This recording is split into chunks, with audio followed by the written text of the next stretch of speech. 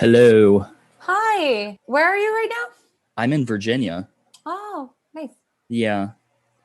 Yeah, I that message I sent you, I was like, it's funny because everybody I like is like in New York, which is crazy. I think I secretly wish I lived in New York, and I've only actually been once.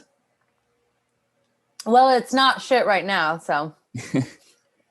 Um, yeah, like I like to start off by like I think I discovered you because like I kind of went down like a wormhole. Like we follow a lot of the same people. Yeah. And it's weird, like I got into when I discovered Mark Normand, like he's mentioned several comics, and then I go and check them out and I fall in love with all of them. Yeah. And then it's been like it's kind of like when I go on iTunes and I look for new bands to check out or something. It's the same thing. Yeah. And because I'm just not That's awesome. I'm not happy with half of the shit that's on TV or Netflix or Sure. any of that stuff. I feel bad when I say that. Yeah. I feel like a snob in a way, but I know it. Everybody's a comedy snob if they're in comedy. I know it. I know it makes me laugh. Yeah, of course. Because growing up, I would listen to and watch like the bigger comics, and then I really got into it like hardcore when the pandemic hit. Because I was all like, I don't have depression, but I got like really like down, like, oh, this sucks, and then like, Yeah. I'm just like, I'm sorry, like I need to laugh. And I went to like a comedy club probably like, I don't know, 12 years ago, which was obviously well before the pandemic. And it was a Funny Bone in Richmond, Virginia. And it was like, because I see like videos like of all these awesome clubs in New York. I'm like, man, they don't have anything like that around here. Like it's like all packed in super tight and small. And I just love that setting. And I know now, like I've just been watching videos of all the outdoor gigs. I'm like, that's so cool. Like, have you done any of those or? Yeah. I haven't done a bunch of them. There's some comics who are like really hustling and doing that. I'm definitely not doing that. But I have done a show or two. Like I've done a couple rooftop shows. I did a park show, and these were all like socially distanced, like because the pandemic's raging hard in New York. And since I got it early March, right when the city shut down, I'm very concerned about spreading it to other people or whatever. So I've only done a couple, but they were really great. They weren't as good as it used to be, feeding off the audience. And also, of course, like as a performer, you're much more rusty because you haven't done it. Like I used to get on stage like 7-10 times a week, and now like no, like it's crazy. It's gone down to like maybe once a week if I'm lucky, something like that. And in that way, it's like not outside. There's a lot of online stuff that I've been doing as well because it's cold outside. So that's I don't do that. I don't do cold. I'm from Alaska, but I fucking hate the cold. Like I'm like, no. Yeah, I don't do the cold either. Like I could live in a hoodie until it's like probably 60 degrees, then I'll wear a t-shirt. But like I get cold really easily. But no, like I've watched like all these cool like the stand up in New York, like they do like I've seen ones outdoors where you have to suffer through not using a microphone, and there's some where there are microphones. Like I can't imagine like having to like yell and project your voice. Yeah, I had vocal surgery this summer, but it was actually perfect timing because you're not allowed to talk for like a month or so afterwards. Yeah. And I was like, wow, this is like the only time in my life or career that I could be like, yeah, I'll take a month off performing and it doesn't fucking matter at all. Like I was like, this is the time to not speak. So when I got back into doing outdoor shows, if if I had to like yell or something, I'm like, no, not worth it. Can't do it. Can't hurt the vocals. Did you have to do vocal surgery because you just damaged your vocal cords from like yelling or speaking loudly, or did something happen? Or it was probably of what caused it. It was a combination of a lot of things. I'm also a singer. Oh, so it was like, so basically what Adele had, I did. I'm Adele. Wow. I am Adele. Sorry. So embarrassing. So I had a cyst. I had a really nasty cyst they removed. So I sounded more or less fine, but I didn't have my full range. My voice was a bit raspier. So no one would have probably noticed, but then the doctor was like, "Lee." So is it one of those things like you have to like eat soup and you like literally couldn't talk until it was like healed, or? Yeah. So yeah, but I mean, yeah, I could eat pretty much normally, but you do have to have go on like total vocal rest, and then like you build up like, and after like a week of like total vocal rest, no talking, nothing, no sounds, no whispering, no humming, and then I could like work up to I could talk for like 5 minutes a day, but very softly, and I could do vocal exercises, and so it took about like 3 months before I was like performing again. Okay, so but it literally didn't matter because it was the summer and everything was shut down. So I was like, this is like actually a blessing in that way, because taking like half a year off or something would have been terrible. Yeah, when I read you're from Alaska, I was like, that's so fucking cool. Cause like I've always wanted to go there during like the time of year where it's like daylight the entire day or dark the entire day. I imagine that's like pretty jacked up. I mean, yeah, it's super depressing. It really is. It's well, like very disorienting. when it's dark the whole time, more so than when it's daylight. Very much so. So, well, I lived in Anchorage. So Alaska is an enormous state. So we do have like those shortened days and longer days down south. But when you go far up north, then it's like total darkness, total sunlight, and it gets much more extreme. I didn't live up north. Very few people live on the very top of the world. So most people live down south, like in Anchorage, like or the towns down there. Mm-hmm. And then so we would experience like I would go to school and it was dark outside, and I would come home at like 2 or 3 o'clock and it would be dark outside. Oh. But recess, there was sunlight.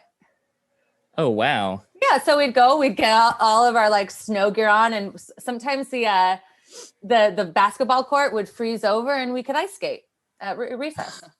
So there'd be literally just a few hours of daylight and that's it. Yes. Wow. That was for like a few weeks. Yeah, it's a very depressing place. So you said literally you'd go to school and it'd be dark, but for like recess it'd be daylight, and when you'd leave it'd be dark again. Yes. Oh, wow. Yes, that's because I was only a kid when I was there, but that is a very vivid memory I have of like walking to the bus stop and it looks like it's the middle of the night. Yeah. Oh, wow. I couldn't. Okay, so you just lived there like in your childhood years. Yeah, until I was 10. And then when I was 10, I moved to Idaho, and I lived there till I was 20. And at 20, I moved to New York, and I've been here for 10 years.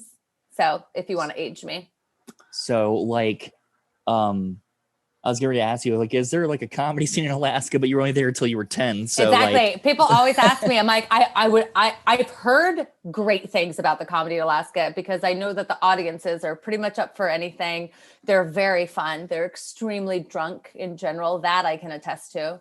But I hear that they love performers. Anyone that can come up from the lower 48. We don't get a lot of people. So I do know that it would be a great place to perform. Now, dumb question, but what is the lower 48? Because I noticed that. And that's what we call you mainland pussies. No, that's what we call. I watched your one clip on your Instagram.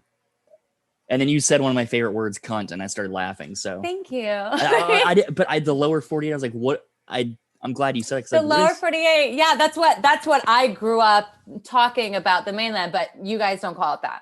I realized. I don't know what Hawaiians call it, but I think it's something like I know that there's a lot of similarities between Alaskans and Hawaiians as far as shitting on the lower 48. That's funny because they just treat everybody like, oh, they're outsiders. Yeah, we really have a very unique state pride. Like my grandfather, born and raised in Alaska, he's in his 80s. He's still upset that Alaska's like a state. He thinks it should be a territory. He hasn't voted since he voted against the statehood of Alaska in 1959 and has not voted since. Wow. So so if somebody visits from outside of Alaska, is it obvious like, oh yeah, they're not from here? Is that obvious? Oh, well, yeah. But I mean, Alaskans were kind of just like, a lot of people move there to be left alone. It's kind of the state of mind your business, I'll mind mine, Yeah. kind of. So like when did you get started in comedy? Did you start in Idaho, or did you not start until you No, got to New York, or like I started in New York. I was just fucking a lot of comedians. And just like waiters who worked at comedy clubs and stuff. And I always was like a huge fan of stand up in Idaho. I would watch it on TV, and Mhm. I a lot of the things that you said, like about like just going down rabbit holes of finding minor comedians to stand. Like I did that shit. I love that shit, and I went to see them when I moved to New York, and I was like, oh my god, they're right there. I can just talk to. And then if they were a guy, they usually tried to fuck you, but some of them were really really cool, and I just was like, yeah, I'll just do an open mic. I'll just try it. And yeah. And then I think I honestly kept doing stand up, not because I was amazing, but because there were some cute guys that I was trying to get with. That's that's a good enough reason to keep going. Yeah. I think that's what made me ultimately push past the hard part of like, I don't think I'm good, but I have to keep trying. Yeah.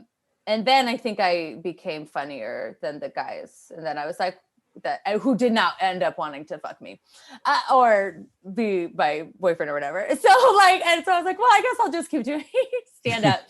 But it, that's such a, I mean, there was more to it, but but chronologically, those are the timelines.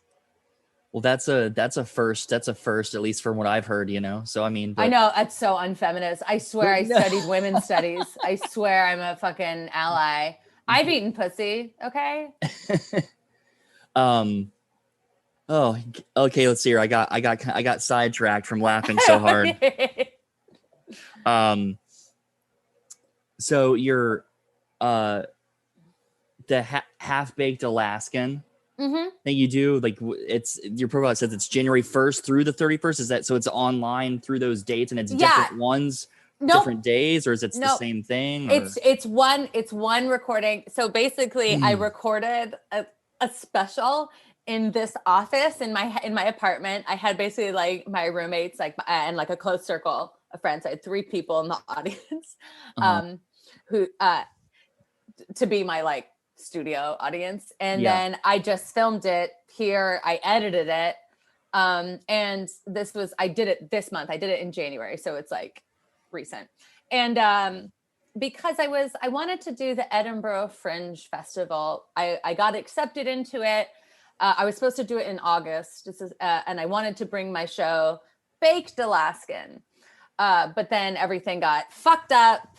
It got canceled, so we try to roll over to the next year to be able to do it, but we don't know if that's going to happen either. So the company who I like have a theater with, they were like, well, we're just going to do an online festival if you want to try out some of your stuff. And I was like, oh, you know what?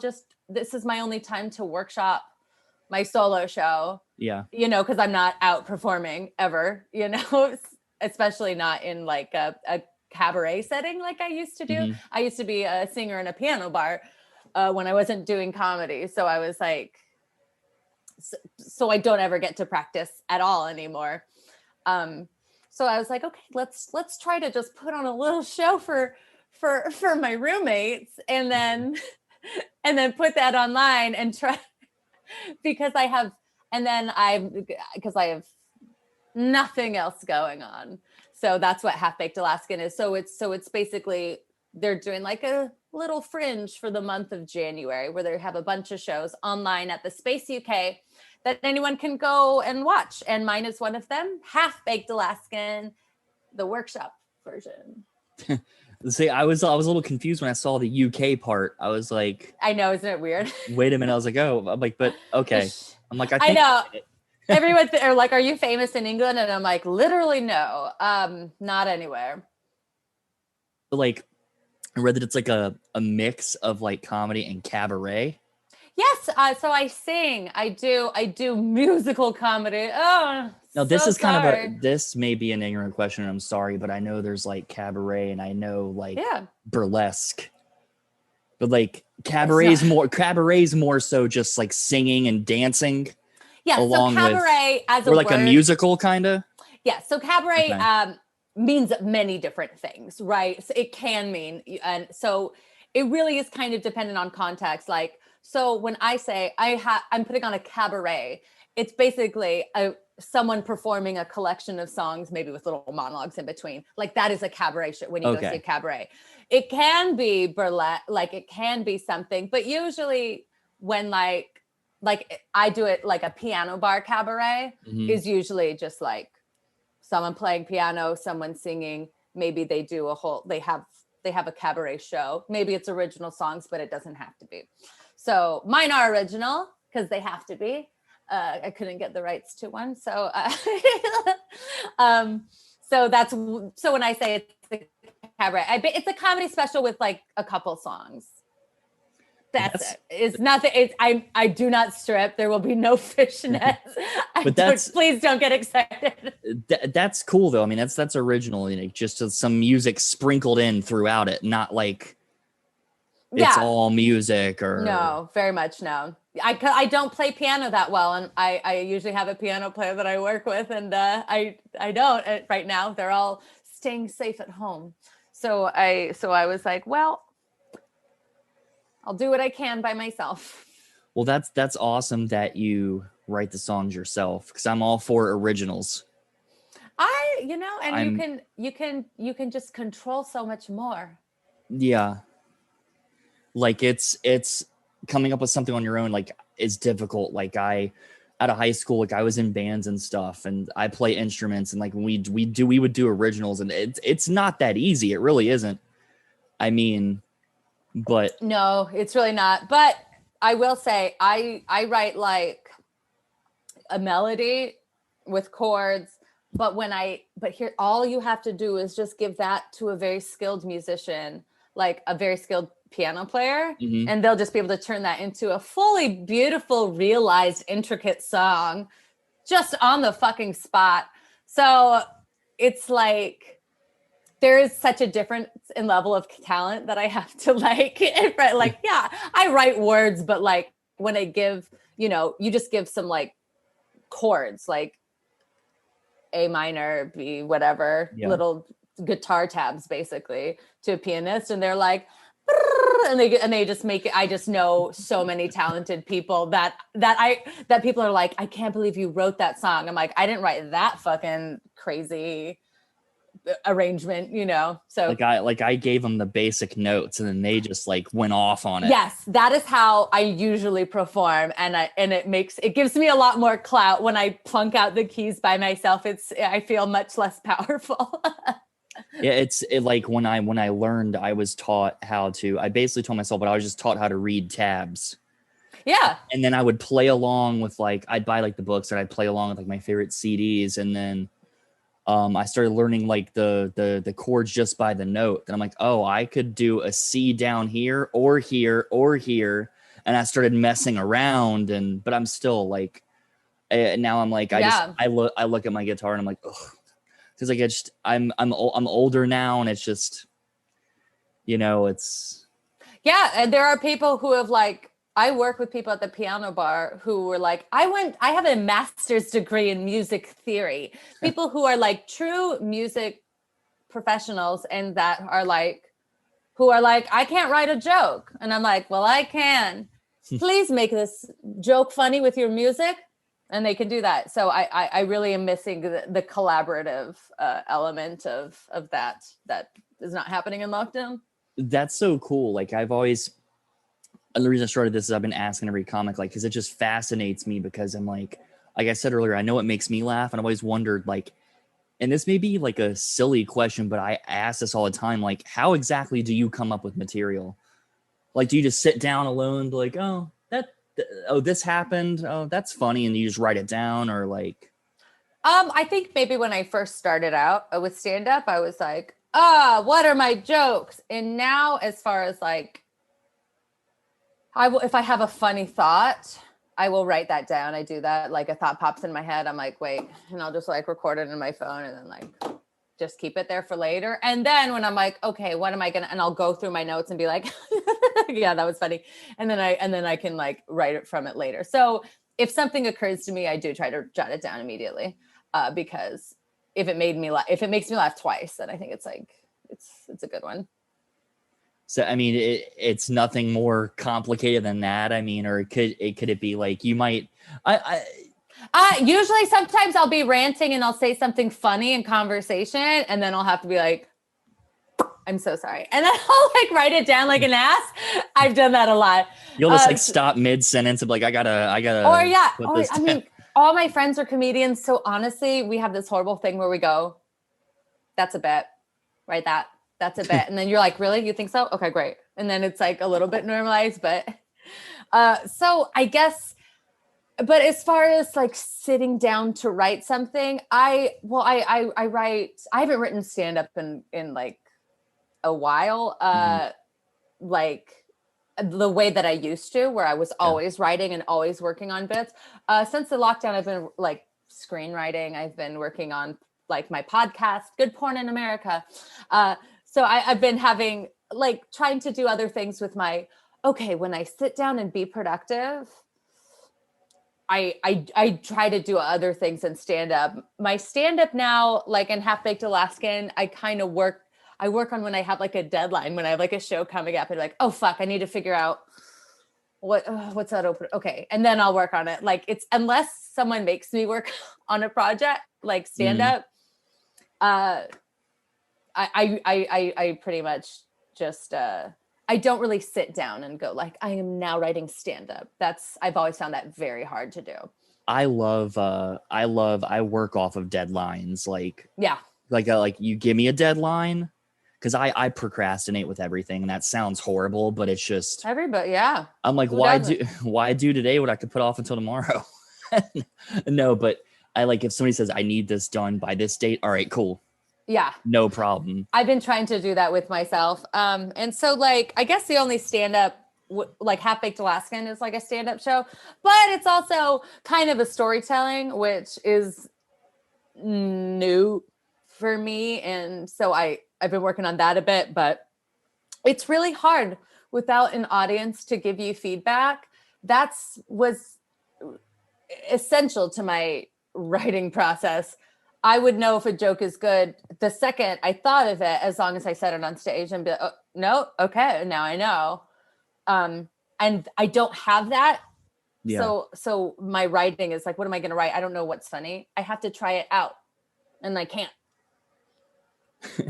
So like, do you kind of go through like you said, storytelling, like mixed with comedy and like song and stuff? Do you kind of go through like growing up, or is it like? I mean, it's not super like, it's not like my life story. It's like some stand-up bits that I think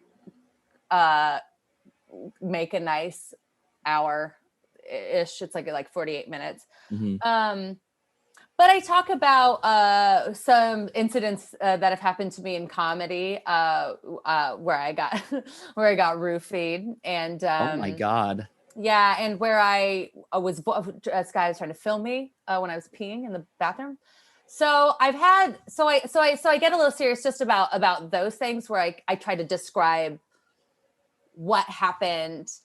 And they were both in comedy settings. So just what it's like, just try to be kind of like a woman trying to navigate comedy. And that happened, pre-pandemic, obviously. So I think that's I'm not an expert. I'm just a fan of the stuff, but I think that's a great idea, because I like, for example, like when I'm watching a movie or something, I love to be able to laugh hysterically and occasionally have my heart tugged on, like, and it just gets like really serious for a minute. Then I'm just like, oh, yeah. And I love that. You know what?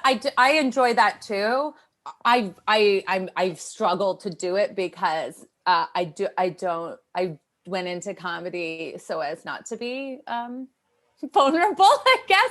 Yeah. It really is against my instincts, but the director of the show, my boyfriend Ryan Capello, is he is very much pushing that angle of like, what what's the theme? How are we going to tie it together? And then so I'm not enjoying collaborating with him because I'm like, no, let's just make it like a funny comedy special. Like that's like a funny comedy cabaret. And he's like, but you got some stuff that is weight. So I'm trying to do that, but it's really a departure for me and it makes me extremely uncomfortable. And I did not enjoy filming it. No, I mean, I'm not like, I love just laughing, but like just being able to, like, I don't like watching something where it like just depresses me the entire time, but like to be able to laugh and then it gets serious just for a minute or two. Yeah. And then like, I like to think I don't bring it down like too much, but who knows? You'll have to watch. But I try to end on a high note. I want everyone to leave happy and uplifted, or at least happy that it's over. So, I mean, so you've obviously, like some of the stuff you've experienced, good and bad, you've incorporated into this. Cause like I can't imagine, you know, then again, I'm not a female. So yeah, I would jokingly say, oh, I wish somebody would roofie me, you know, but I mean, that's, I used to say dumb shit like that. I say that as a joke. I mean, I don't really No, of course. It's even crazy to me now that no, like I personally, me, like, I don't see what could drive somebody to want to do that. Like, well, I've been thinking about it a lot. So, well, here's what's crazy is that when I do being like telling women that this happened to me, what a lot of women were like, oh yeah, that happened to me once, blah, blah, blah. And it's pretty common. And basically, I think ketamine, I think is what it was probably used. That's a common one, like Rohypnol. I think it's like hard to find or something. I researched it. But most people who do get drugged when they're out somewhere, it hits them when they're at home, usually safe with friends or alone. Like much later. Yes, it takes a while to kick in. And the reason why it's hard to like diagnose or whatever is because it's basically, it mimics the effects of alcohol to the extreme. I didn't know I was like, my boyfriend who was watching me, like, because you just kind of go out of it and, you know, but then people are like, oh, you're just insanely drunk. So I think it's a lot sneakier than people think. But as far as you take it, you pass out and someone drags you into an alleyway, I don't think that is the common experience. I honestly think it's about wanting to just hurt somebody. Like, I think you can drug someone without the intention of necessarily sexually assaulting them when they're passed out later. I think it just to be just like, fuck you. You're going to have a shitty night of throwing up and you're going to, and like the worst headache ever, you know? They could just be like, I'm just doing this to you just because. Honestly, it's so easy. Just because fuck you, I hate women or whatever it is. I honestly, here's the funny. When I got roofied, I was singing karaoke alone. So like what that motivation. I mean, I could have just been really annoying. And he's like, shut her up. Like, I don't know. I have no idea. Or someone could have had bad intentions. Either way, there's a lot of reasons to roofie, and a lot of people do it. That's what's crazy, is that it happens to enough women where there's gotta be like just so many people who just dose people. I'm sorry you had to go through that. Like, thank you. No, I mean, I you know, like I said, I can't imagine. I've heard stories of some of my friends that have known people that's happened to, but. And I was extremely lucky. Like, I wasn't harmed, you know, I was home safe when it hit. So, who knows? That's the good thing.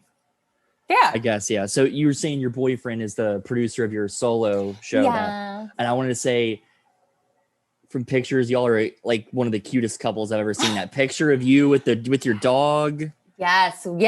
That's exactly the picture we want to create. We're a perfect, happy couple with a dog. No, we're fine. We're fine. We're going crazy, like just in the house by ourselves. So we have a lot of time to take nice pictures. You didn't see all the bloopers.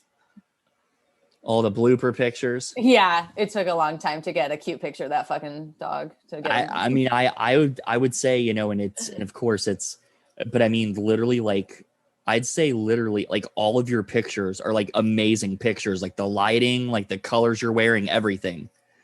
Those are like some of the best pictures I've ever seen, honestly. Thank you. Most of them are taken by Jenny Wakowiak, one of my very good friends and amazing photographers. So, but here's what happened over the summer, actually, right after I got voice surgery.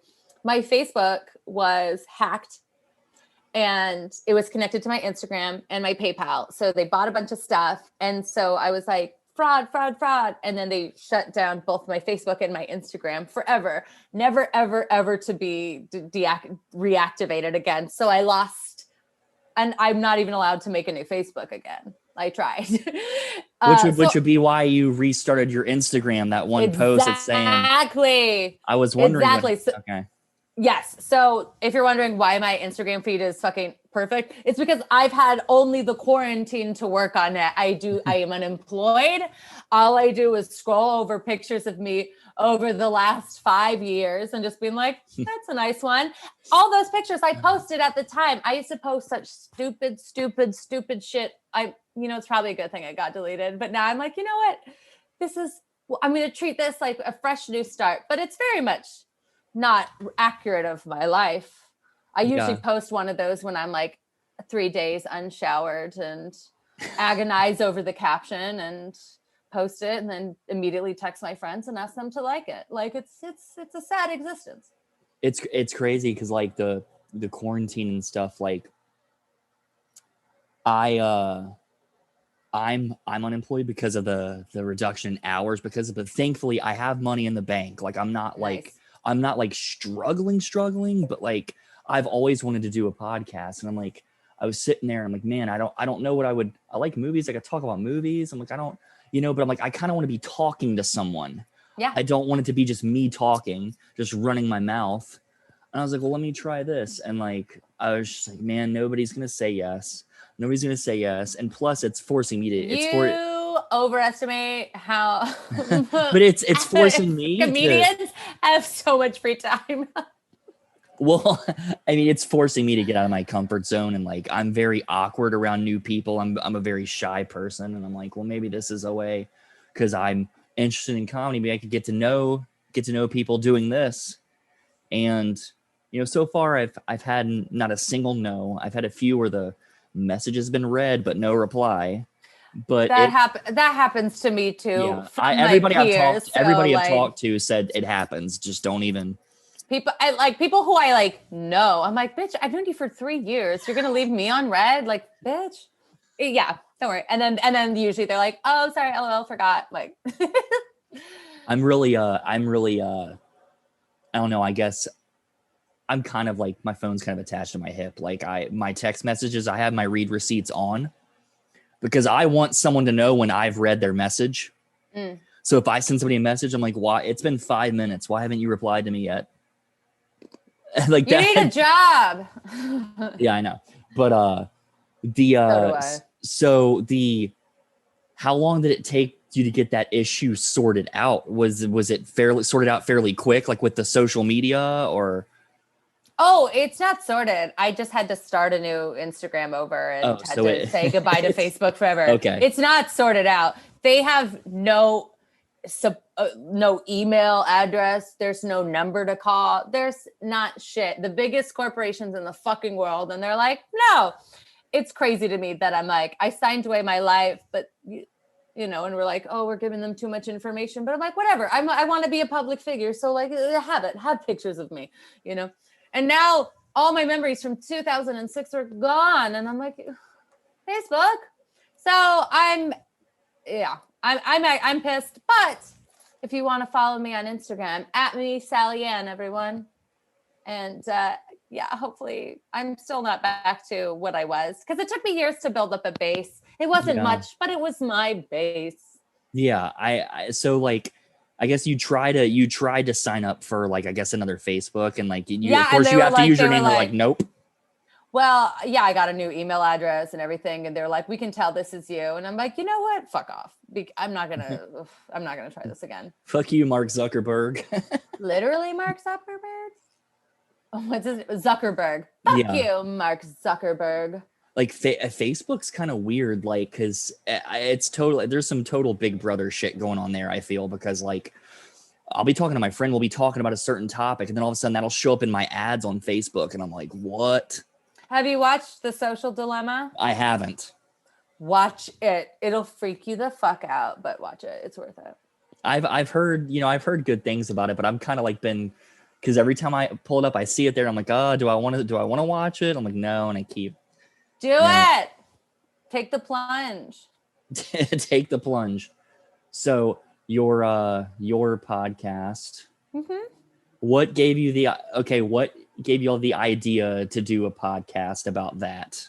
Well, so me and Irene Fagan Marrow have been friends for years, and we both watched porn a lot, and we always would just talk about it and what we liked about it and just other stuff. And we were like, wow, I don't really have any other friends, girlfriends and stuff that we really talk about it. And so I was like, oh my gosh.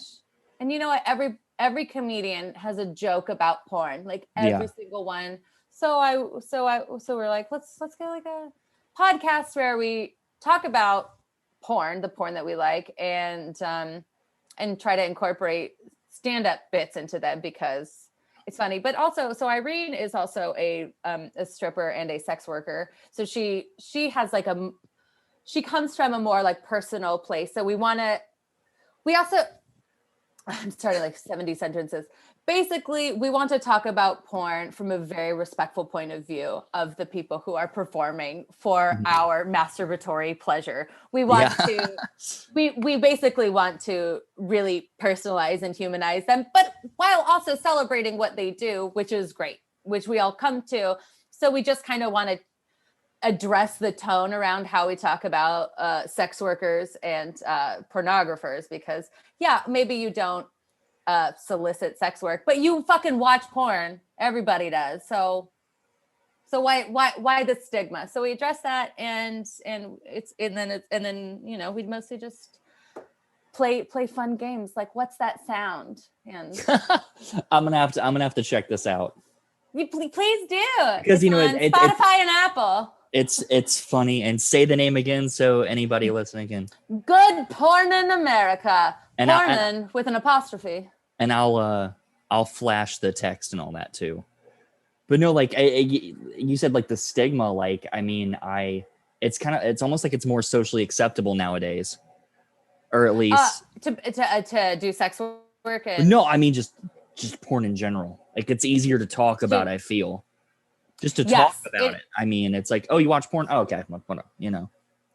Yes, a lot of things have been changing culturally that have contributed to that shift in the conversation. But I would still argue that while watching porn is getting destigmatized and normalized in mainstream society, the people who make porn are not afforded that, like, oh, you can watch porn without having your morals compromised, but if you star in porn, then people like assume you're of low morals, and I see it. I don't like that. See, and I see that within myself and my own biases, where it's so deeply ingrained in our culture. I mean, I know this was like the first time I discovered it, I was like, okay. Well, like every, I guess teenage boy, and when I was, I've only attempted to watch it with my partner once. And for me personally, it was very awkward. I was just like, I'm like, you want to watch what? And I was like, very just okay. It was her idea? Yeah. I'm like, you can pick. And I was like, I mean, it was okay, but I'm just a very awkward person. I'm like, well, And it's not for everyone. Someone would prefer to watch porn in private. Yeah, like I'll try anything once. That's great of you. Yeah. That's my philosophy. Give it the old college try. The old college try. Okay, so you mentioned your social media, and me, Sally Ann, On Instagram and Twitter. and Twitter, and your podcast. What days does that come out? We do it every other Thursday. So every other Thursday. So an episode just dropped. We interviewed our first porn star, Elliot Finn. He is a straight man who does gay porn. It's such a good interview. You should watch. You gotta listen. I encourage especially heterosexual men to listen. I think it would be very interesting. Well, I will definitely check it out. Thank you so much for doing this. You are so welcome. Thank you for having me. I had a lot of fun. Nice to meet you. Thank you, you too. Hope to talk to you soon. All right. Bye. Take care.